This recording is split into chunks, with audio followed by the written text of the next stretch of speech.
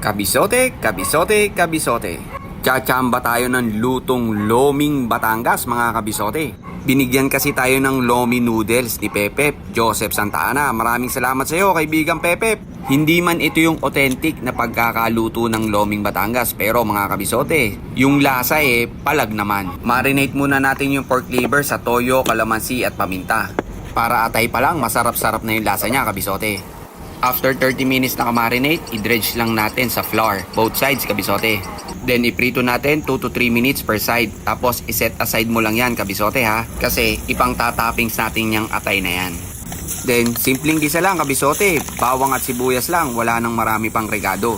Dahil meron naman tayong kaldo. Dahil malasa na yung kaldo natin, dark soy sauce yung ilalagay ko.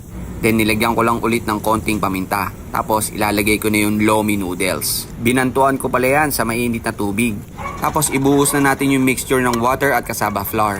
Ayan yung magsisilbing pampalapot ng sabaw natin kabisote. At maglalagay lang ako dito ng isang itlog.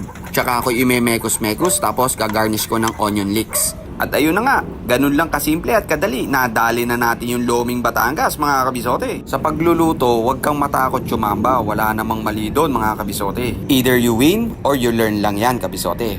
Ang importante, meron kang natutunan.